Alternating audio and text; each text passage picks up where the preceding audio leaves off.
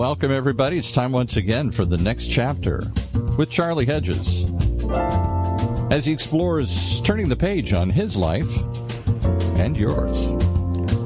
Hey, Charlie. Hi, Paul. Good to be with you today. You know, today's show is going to be fun because we have back our good friend Terry Hershey. And as many listeners know, Terry is author of 17 books. He's an acclaimed public speaker, teacher, and what I like to call, and I think this is really apt, is a minister of grace and human dignity. Today, Terry and I will attempt to tackle a most sensitive question, and that is, how can detachment provide emotional sanity in an otherwise insane world? Now, at first glimpse, it would seem that to detach from your emotions might lead to some sort of callous and calculated mind, perhaps devoid of any compassion or empathy. But in truth, bad in truth, if not managed well, detachment could indeed foster such problematic thinking. Still, I remain a pretty strong advocate of a healthy form of detachment, and those are the murky, troubled waters that Terry and I have elected to swim in today. So let's get on to this thing. Yo, Hirsch, what's up, man? Charles, this is not atypical of the kind of conversations we have had over the years. Back in the day, it would have been over wine before you said no to that, which is a good thing. But we've still had those conversations, meaning we start the conversation having no idea where either one of us stand at the beginning. And you know, isn't that that's a conversation that it is it's a little bit awkward to do it on air without having any idea what it's going to come out like, but that makes it all the more fun. That's the whole point. Do you remember? If you go in with everything with your T's crossed and your I's dotted, you're not really having a conversation. You're not. No, I wholly agree. Do you remember? You know, as I take us down memory lane and I do a diversion here, back when we did a conference together, I believe it was Milwaukee, and it was the winter in Milwaukee, and neither one of us had any money, and we kind of got set up to have a nice dinner, and we had my dinner with Andre dinner, and it was about a 3-hour dinner, and it was no topic. We just discussed, and then we had these long periods of silence, which really, I think, reveal a good friendship, that you can have silence and you're comfortable with the silence. You don't feel like you have to invade the silence, and that was that kind of conversation where there was no agenda, no topic. We just kind of bantered around. I'll never forget that conversation. That was delightful. That was a good one. I love memories with you because we also had another wonderful, great conversation in Chicago one night when LeBron James walked in. And you went, we won't tell people how we got to sit next to John Bray. Do you remember how I got us the seat next to LeBron? Yeah. I don't think we're allowed. I have to use words that we really can't use on air. Yeah, Charlie said I use some frequent invectives that would not be good for other diners. That begin with F. Yeah. And LeBron James walked in, and by golly, that was quite a night. That was good. Yeah, and I tried to get his autograph, and his whole posse came up and wanted to club me. Well, it'd be a good autograph to have today. They did good. The Lakers did great. Yeah, they did good. That final game was, their defense finally came alive. You know, Terry, I thought truly that over the years you and I had pretty much covered the subjects of life, the universe, and everything, but I don't recall us ever talking about the idea of detachment, and I have no idea what's on your mind, so this is going to be fun. And I'd like to start off by just, jogging your memory just a short time back. You remember back in January of this year, I took that extended, silent, and sequestered retreat. And, yeah, I do. And it was in meditation at that retreat, I first came upon the idea of detachment. And it seemed to me for undue attachment, for it is undue attachment to people, to possessions, even to beliefs that take us to unnecessary states of stress, resentment, or false sense of security. They are what the mystics call the remnants of the false self, which is, taking over this true comfortable self that is comfortable with each other, with ourselves. And the spiritual masters that I've been studying all teach about the need to detach from anything that may lead us to something other than love. And just based on what I've said there, what strikes you? Anything? Well, for starters, I'm now that you added the phrase undue attachment, I'm with you. Because I have a problem with the word detachment, just in and of itself. Okay.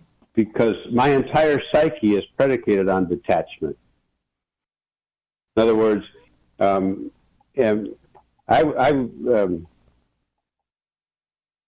you ever read Alice Miller's stuff, the drama The Gifted Child?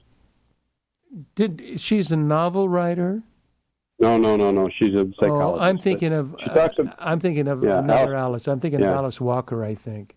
Yeah, but at some point when you're wrestling with something in your childhood that gave you a sense, in your language, which I agree with, that gave you a false sense of self. In other words, it gave you a sense of yourself that really is not you at all. It's a sense of self that's lodged in either what people think or what you have to do or who you have to impress or a whole bunch of other things, or the shame that you're going to get if you're not that self. Well, if you've been raised that way, then detachment becomes the only way you find sanity.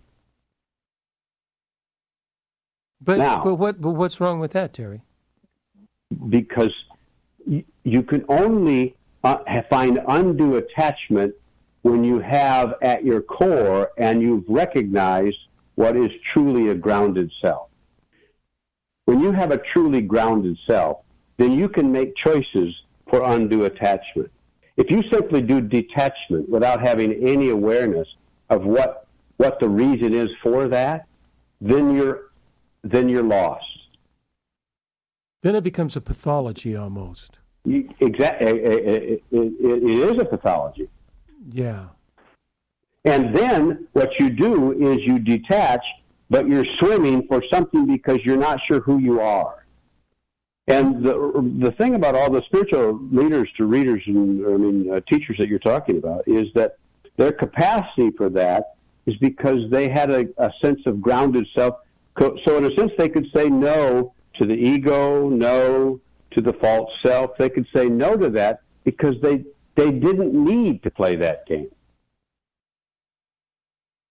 Boy, that is, Terry, that really is, in my mind, that's exquisite thinking. That's brilliant thinking, because if you don't have something solid to attach to, some sense of, not just a sense of self, but this is where, I'm not going to mince words. This is where the role of the holy other comes in, that there is something else that you attach to that is bigger and greater than yourself, that is goodness and love and mercy. And when you have those to attach to, then you're attaching to something that you have hope for, that you have a chance of recovery. But like you're saying, if you're attaching to these just simply the antithesis of what you've been taught, there is no grounds in it. There are no boundaries around it. No sense of reality.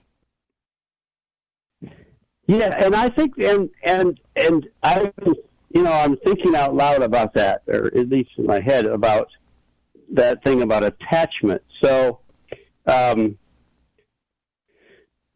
was an article in in an Irish newspaper about a guy, a Connemara man, who was arrested for an automobile accident. And in the article, the police were there trying to get the story about what happened in the accident. And in the paper, there was this sentence that said, there were many onlookers, but there were no witnesses. How do you interpret that? That makes sense to me, in my sort of metaphorical sense. So you start with me. You say, Terry, what do you want to be? You want to be detached. But before I'm detached, I need to be grounded to something authentic. And I prefer the word grounded to attached. I need to be grounded to it because this is the reality of who I am. You used the word grace at the beginning. So I want to be grounded there. And so I bring, and the verb I like here is, then I bring to that world an investment. And if I'm invested in that, if I'm invested in grace and dignity and that, then when I'm buffeted by all the other stuff, I have the permission to undo myself from that other stuff because of the grounding I have. That is such solid thinking. I so agree, because as you were talking about all of the false selves that you had raising up, that they became your attachments, and that you were attached to being rewarded for these false selves, that there then becomes an extreme difficulty in a concept that's very important to you, in authenticity, to what are you authentic? You don't even know to what you're authentic. Yeah, that's exactly right. And the difficulty was because I didn't know any better. I assumed that was the only story. That was the only narrative. That was the only script. And so back to my original point, therefore, when detachment takes place in that environment, then I'm lost. Yes, and you're lost if you don't detach either. So you're you've got to detach to something. It can't be a simple detachment to just away from something. It's attaching to something more powerful, stronger, and that is to grace, to goodness, to mercy, and not external but internal. That we are the reservoir for grace. Yeah, and I'm thinking, love I'm mercy. thinking out loud as we talk, and that's why even if someone who has that, all they've known is a false self, and so and they want to detach from it, but they don't. There's no grounded place. There's almost I'm thinking out loud here, but there's almost in many cases an interim step. For example, AA is an interim step for so many people. Absolutely, they know they don't want to be that false self. Absolutely. But they're not sure who they are yet. Yes. And the steps, if gone through well, will help identify a truer self. A self that's not associated with the needy, hurting, painful, resulting in numbing and escaping that, and that becomes reality. The self that is not just an attached self, but a clinging self. 100% that's true. So Terry, how do we find this? Now I know how. I mean, not that I've attained it or have anything about it, but I at least know I have now a sense of process, a sense of direction, a new sense of understanding contemplatively that shows me I have a very, very long way to go. But there is a sense of a genuinely divine self it's in the image of God, and the image of God, in my view, is love and is goodness, and out of that flows mercy and grace and peace and kindness. But it's goodness and love are the essential natures of it. That's simpler for me to deal with.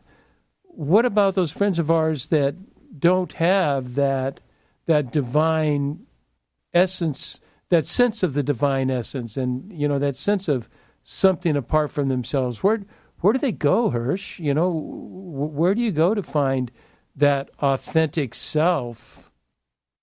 My first reaction, honestly, is you get lucky. Yeah. Because every once in a while, you're not aware of it, but somebody hugs you and looks at you and says, "That's not who you are." Yeah. And you start to find pieces of a self that is fully alive inside of you, but you didn't know was there because it's buried. That is so true. There's a person that's going to be on the show in a couple of weeks, and she advocates one of the vehicles she uses to help people find their authentic self is to first identify what you are not. And what you in your core, everybody thinks I am this, but I am not this. This is not me. And there's something about that I like that. Do you like that? Just say this is not me. I'm not exactly sure what is me, but I know what is not me. Yeah, and I mean, because I like that, because that's the difference between being an onlooker and a witness. And a witness says, no, I see that. This is what I see. Yeah, and that beautiful, African of many, many African cultures talk about, I see you. And I see you. Mm-hmm. And when I see you, I have to continue to use my language, and so the listeners will have to adapt, but the core of the divinity within you, and that doesn't have to be any particular religion. It's just this core essence that we are created, that we are, that it is a divine goodness created by, and that has been broken, and that we're trying to find our way home. Well, that's what, when people say namaste or namaste, that's it. I see the divine inside of you. Oh, is it? Is that what that means? Yeah. I didn't know that. I like that. Yeah. I like that. We're on attachments, and before I get into detachments, which we're going to spend a lot more time on, but attachments, as we have, I think we've probably elaborated on this, but I want to be clear on it. What are your thoughts on the dangers of attachments that are held too deeply and end up being unhelpful, and they lie in the realms largely of possessions and beliefs, and maybe even especially beliefs? But what are the dangers of attachments to those things if they are not, if they're not rewarding, if they're not real, if they're not true, if they're not who you are, and they're not good? Are you talking about my commitment to golf? Hey, if I golf like you, I wouldn't be having any complaints. You got no room to complain there. Till when you golf like me, then you can bitch. Golf like you, you got no complaints. Say that again. Attachments. The dangers of attachments to people or possessions or beliefs. How that leads us, maybe we've already articulated that. I kind of think maybe we. No, but I mean, the thing is, here's the deal. So let's take attachment out of it. I like the word grounded. Okay. Connection, connected, grounded. If I am at home in my own skin, in that grounded place. I have to stop you there. I don't even know what that means. What is home in my own skin? How do I know what home in my own skin is? Because you've just said, if I become attached to all these other things that are not me, I'm not at home in my own skin. Okay. You've been around people who say stuff, and you think to yourself, they don't even believe that. Why are they saying that? Yeah, they sure don't act like it. They're not at home in their own skin. Every spiritual reader you're reading now, at some point, they were at home in their own skin at some point of their juncture, at some point of their journey. They didn't have to prove anything anymore to be somebody.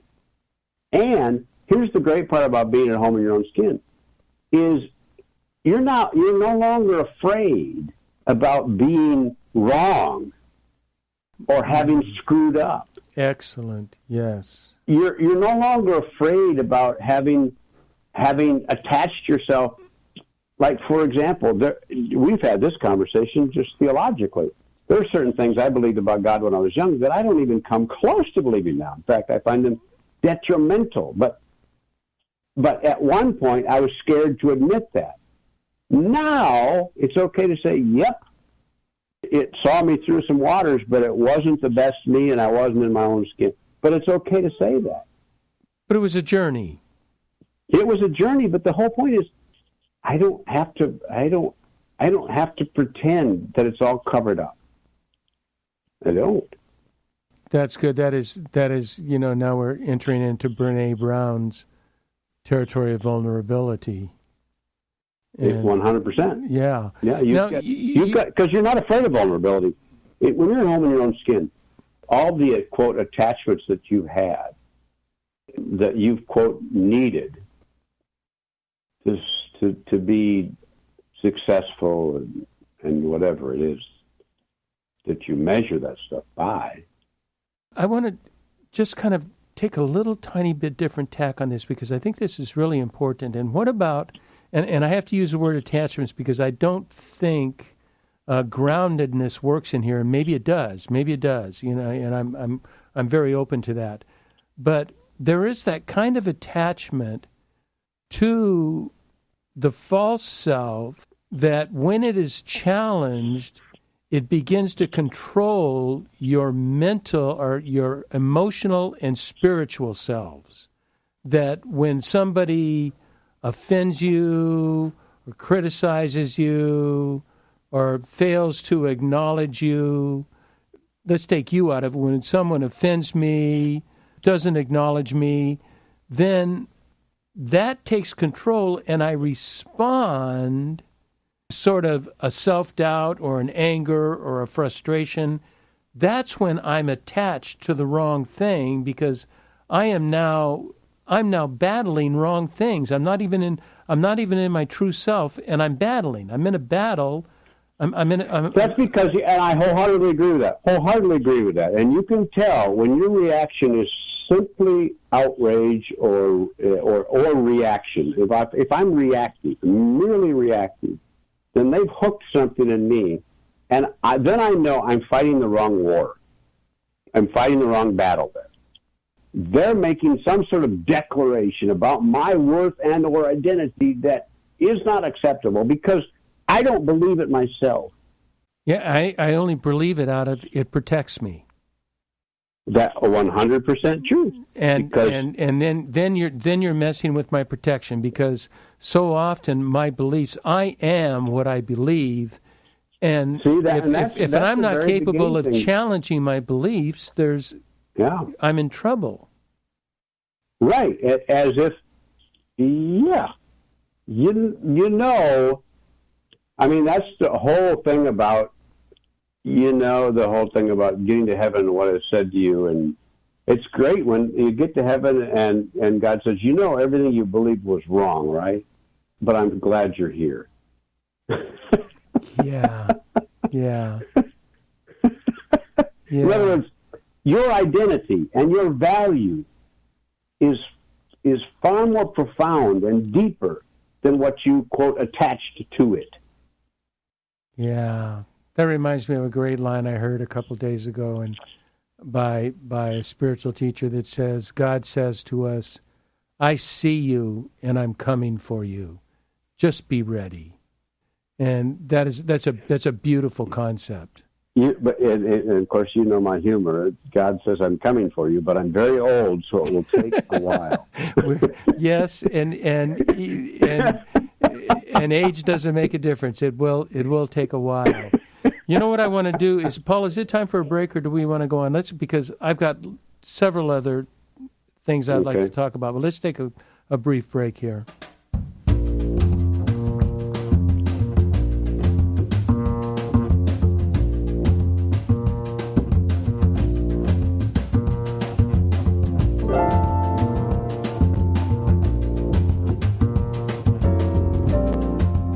Hi, this is Charlie Hedges, and you're listening to The Next Chapter with Charlie, and I'm with my great friend, Terry Hershey. We are talking about let me look at the title of this show so I know what we're talking about. We're talking about detachment and emotional sanity. The word detachment is a very scary word, and we're going to, well, it's not that it's a scary word, but if not used properly, it's a very dangerous word. I think I had mentioned earlier, and I will recount that as I'm looking for what I mentioned, that at first glimpse, it would seem that to detach from your emotions might lead to some sort of callous and miscalculated mind, devoid of compassion or empathy, and that could happen with detachment, couldn't it, Terry? Yeah. That you separate from emotions that are indeed critical, yet if you get so tied to the emotion that what others do or say or believe brings you to some sort of vitriol or anger or self-doubt, then that attachment to that belief is not as healthy as it might be, because it needs to be, we need to hold, I believe we need to hold views of ourself and our belief system. Would you agree with this? That we need to hold on to it, but we need to hold on to it loosely, not with a vice grip, that it is malleable and it can change and it can adjust with more information and more experience? Our identity, you say? Yes. Yeah. Our known identity, because what do we know? Because we don't, it takes a lifetime to know yourself. Yeah, but that's fine. But if I'm at home in my own skin, then my value, you talked about the dignity that's within, then that's a non-negotiable. And it takes a lifetime to actually embrace that at some time. And because in the times I don't embrace it well, then I attach myself to other things that I think will prop me up. Yeah. That's how I know it. That's how I know it's a crazy attachment, because it props me up. And that's what I wanted to get in. No, go ahead, and I'll ask my question. Well, I'm just going to say, like the vitriol now in conversations. Social media is just crazy. Oh, I can't even look at it. Yeah, and someone says, you shouldn't be so emotional. And at face value, I get that statement. I do. I get that statement. But there's a part of me that, if you take an issue, like an issue of, let's just take a real issue. You just take an issue of, let's just even step back, because I just read a book on slavery. So you take an issue about slavery, which goes into white supremacy now, but you could take an issue. Not caste. You're not talking about caste. Yeah, well, Isabel Wilkinson, the book she wrote before that. Oh, okay. Yeah. You say I should detach from my emotions. But here's the thing, is that if I'm not an onlooker but a witness, then I give a shit. I care. Well, if you give a shit, your emotions are involved. So I've tried to sort this out. But there have been times when my emotions, quote, have gotten the best of me, because they didn't come from the authentic part of myself. They only came from the part of myself that had to prove something or better somebody or beat somebody up. Very good point. You and I we've both had conversations where we've been quite angry, emotional. Yes. But there's no need to beat each other up. Right. And that's because I've been right.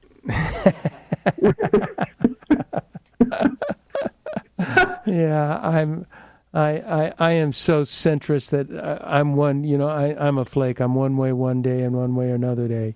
But I'm going to take. I want to take this. I want to take this need for detachment. I don't think and in here I'm thinking out loud as well. Sure. I don't think we detach from emotions. I think we detach from the control that results from emotions. The control of my behavior. No, I'm with you. I'm with you 100% there. Is that exactly. If we assume the emotion is supposed to get me something, or get me something I don't think I have right now. Yes. Yeah, and emotion, to me, emotion that doesn't lead to lead to reconciliation, lead to compassion, lead to empathy, lead to love, is a very questionable emotion.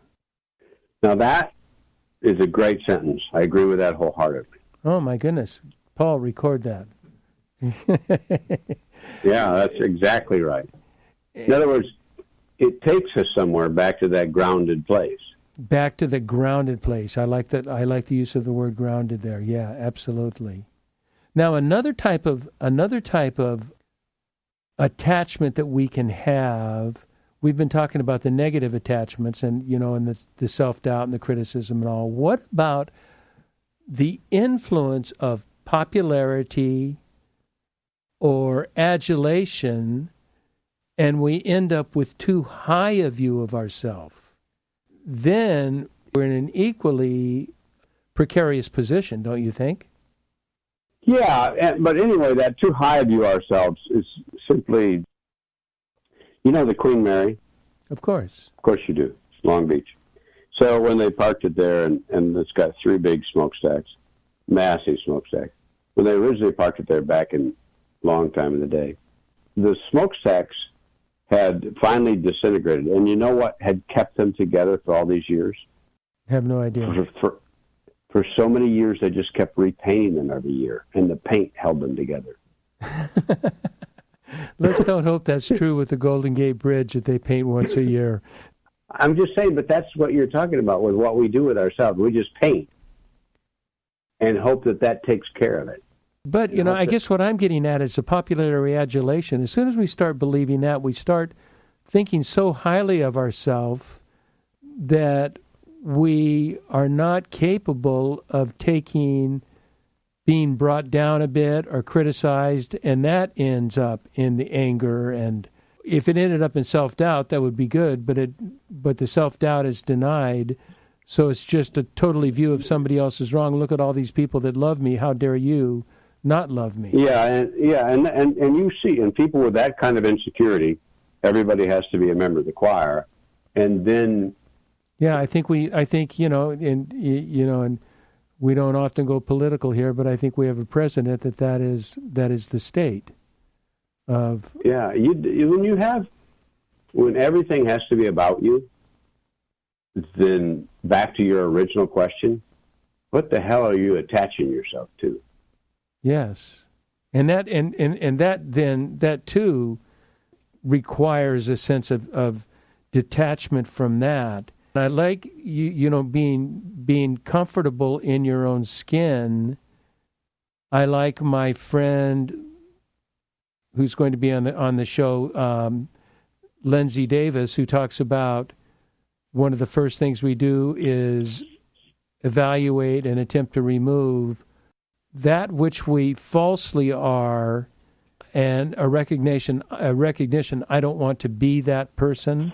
We're removing the attachments, so we're becoming detached. As you brought up early in the show, which I think is so valid, detachment is of no help unless you can attach to something that is genuine within. Correct. That's the thing, is you tell somebody to detach, right? But if there's nothing there to ground you, then you simply bounce. And you know that. For example, I detach from alcohol, but if there's nothing there, you attach to something else. Which is a supplement for alcohol. It's some other addictive means. Everybody should learn that. Everybody should learn the fact that supplement is fundamentally true. And even vitriol, the anger, the umbrage we have, is a supplement, It is. It certainly is.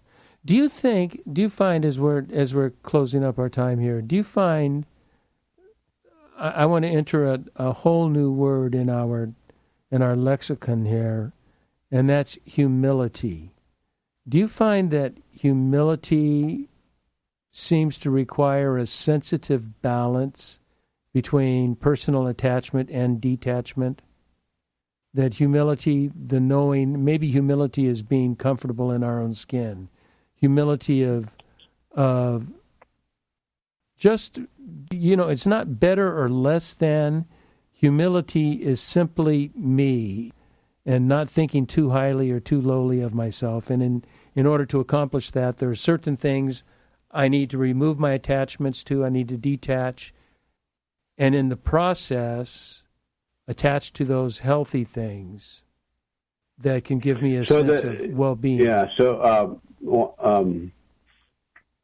one of the novices in the monastery back in the day comes to the abbots, and abbots watering the garden, and the novice is, so God has returned to earth, and today is the day. What are you going to do? And the abbot said, I'm going to finish watering my gardens. Right. Right. Humility. I'm good being here, being this me, because there's nothing I'm ashamed of and nothing I need to prove. And I have a follow-up story to that goes back a few years. It goes back to St. Bonaventure in the 1200s, and he was made bishop of the Franciscan order, and he was in his monastery doing dishes, and so they came with a holy procession with. I'm not Roman Catholic, so I don't know. Is it a mitre or a mite? The hat that a mitre. The mitre came with a bishop's mitre. He was doing dishes, and he told him, "Go hang it out on a tree. I'll pick it up after I'm done doing dishes." Exactly. Yeah, I'll keep watering the lawn. I got dishes to do. In other words, and that's the thing about the thing that the statement from a priest in the 1700s, the sacrament of the present moment, that you're literally grounded in this moment. You're okay right here. You're alive and well right here. You are alive and well right here, and all that we need in life, I believe this, Terry. I don't believe that we discover any greatness in our souls. We recognize it because it already resides within us. Our goodness, our love, our image, in my language, our image of God is in us at creation, and it's been hidden, it's been locked away by the flawed nature of humanity. But every now and then, when we hear truth, when we hear beauty, of perhaps in some of our conversation, we don't discover that beauty, that divine nature within us. We simply recognize it. It's already there. Recognize and embrace. That's the next step. Embrace. That's the next step. Recognize and then fully embrace. And then you are, in Terry Hershey's language, you are at home in your own skin. Amen. Charles, that was good. Amen. Yeah. I think that's a fine way to come to resolution of this absolutely not so difficult subject. Boy, you had just wonderful ideas, Terry. It was so helpful for me. I mean, because this is something I am personally wrestling with, not wrestling with, but something I'm personally dealing with, and is part of my life right now. And you gave me lots of ideas of clarity that were really helpful. Thank you. And I think I want to say this, because I know you personally, though, too, but the freedom to wrestle with is the power here. In other words, that's part of the deal. It's not like something will be resolved one day or not resolved. The wrestling with is really the miracle of the grace being uncovered. You cannot bring up the story of Jacob wrestling with the angel of God. And absolutely. And says, there you go. I will not, Jacob saying, the angel of God saying, I have to leave. It's morning, I have to leave. And Jacob saying, I will not leave until you bless me. And he says, okay, what is your name? And he says, my name is Jacob. And he says, no, your name is no longer Jacob. Your name is Israel, which means those who wrestle with God. And God named his entire people, his entire nation, his devout followers, God fighters, God wrestlers, that we must wrestle with God. We must wrestle with these truths. And, what we've been saying are not easy truths for our listeners, because they're not easy truths for you and I or half the mystics in the world. These are not easy truths. But it is a wrestling, and we have permission to wrestle with God. We have not only permission, he sort of prides himself on a nation that is ready to do that. Let's get together and work this out. It's a beautiful concept, Terry. I love that. Good conversation. Okay, Hersh, man, thanks again for spending time. I know our listeners love having you on the show. You always bring such depth, such fun, and such insight. And I really want to thank you, brother. My pleasure.